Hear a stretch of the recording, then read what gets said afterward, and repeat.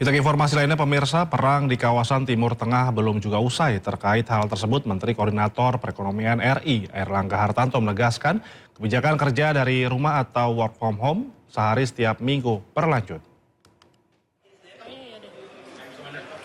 Usai rapat koordinasi terbatas tingkat menteri di Jakarta hari Selasa, Airlangga sampaikan evaluasi terkait work from home dalam 2 bulan dan terlihat hasilnya cukup baik, di mana terjadi penurunan penggunaan Pertalite di bulan April yang mendekati angka 9%.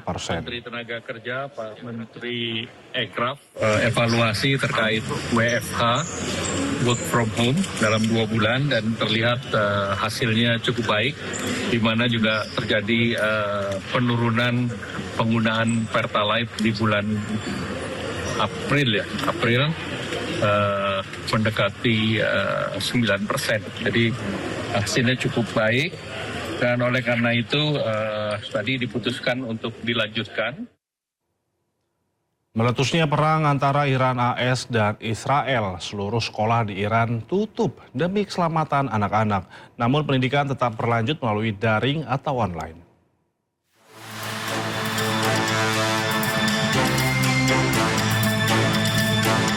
Pecahnya perang antara Iran, Amerika Serikat, dan Israel membuat seluruh sekolahan di Iran tutup demi keselamatan anak-anak. Untuk melanjutkan pendidikan, sejumlah sekolah di Iran melanjutkan belajar mengajar menggunakan daring atau online.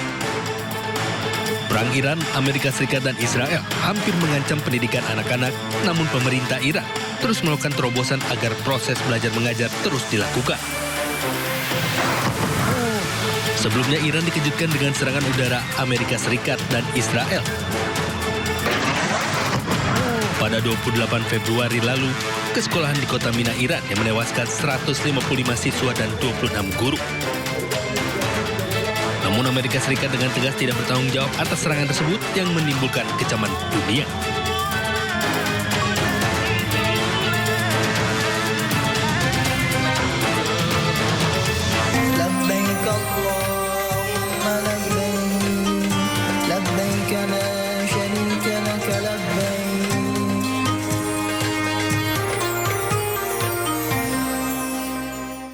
Beralih ke informasi lainnya pemirsa, jemaah haji Indonesia mulai tiba di Madinah usai puncak ibadah haji kemarin di Arafah.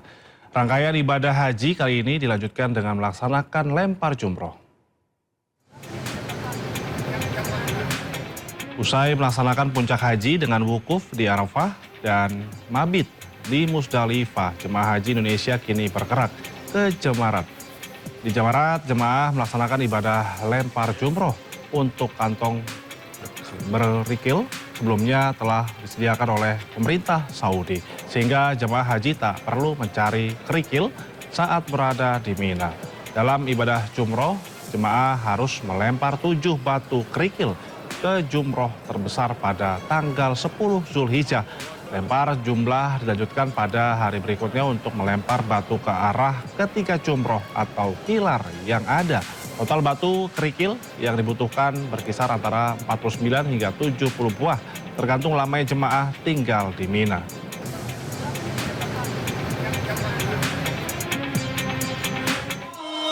Sementara itu lempar jumroh merupakan salah satu rangkaian wajib dalam ibadah haji. Jumroh memiliki arti pilar dalam rangkaian lempar jumroh. Terdapat 3 pilar yang menjadi simbol godaan setan pada kisah Nabi Ibrahim yang diganggu saat akan mengorbankan putranya, Nabi Ismail. Jemaah akan melakukan lempar jumroh dengan batu kerikil kecil ke arah pilar, sama seperti halnya yang dilakukan oleh Nabi Ibrahim.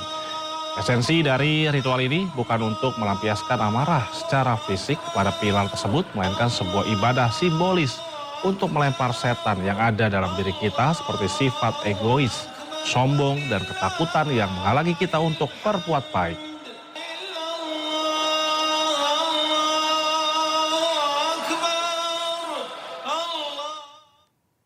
Sebelumnya jutaan jemaah haji bergerak menuju Musdalifah. Pergerakan dimulai setelah waktu maghrib secara bergelombang setelah wukuf di Arafah.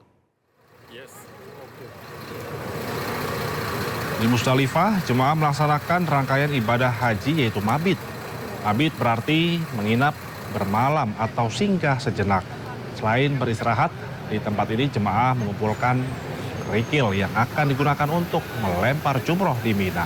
Otoritas Arab Saudi mengerahkan ratusan ribu personil untuk menjaga kelancaran arus, layanan kesehatan, hingga keamanan selama fase akhir ibadah haji berlangsung.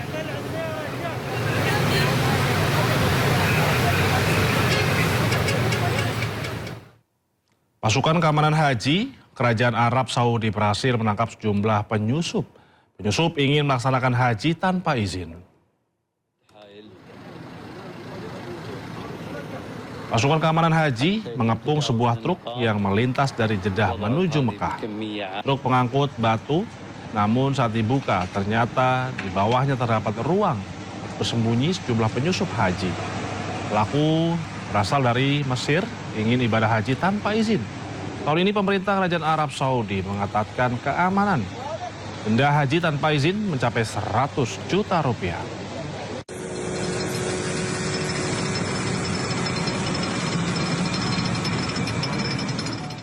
Di Yerusalem, ratusan ribu jemaah memadati kompleks Masjid Al-Aqsa untuk melaksanakan ibadah sholat Idul Adha. Sholat Id di kompleks Masjid Al-Aqsa berlangsung penuh khidmat. Jemaah tampak khusyuk dan memenuhi lapangan masjid untuk mengikuti jalannya ibadah. Momentum Idul Adha kali ini terasa sangat emosional, mengingat kompleks Al-Aqsa sempat ditutup total selama 40 hari oleh otoritas Israel.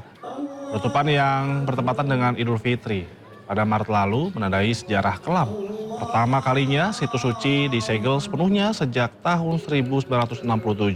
Meski masih dibayangi trauma, pembatasan ketat pasca operasi militer di kawasan, antusiasme dan membludaknya jumlah jemaah menjadi bukti kerinduan mendalam umat yang tidak bisa dipisahkan dari Al-Aqsa.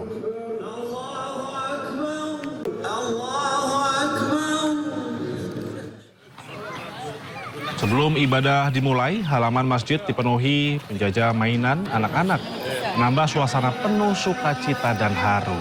Tak hanya itu, anak-anak pun terlihat membagikan permen untuk jemaah di halaman masjid. Keluarga-keluarga pun bersuah foto bersama sebelum sholat dimulai.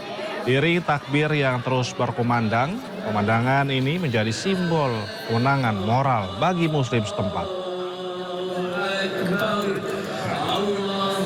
Panitia Masjid Al-Azhar, Jakarta Selatan hari ini langsung menggelar pemotongan hewan kurban Idul Adha 1447 Hijriah.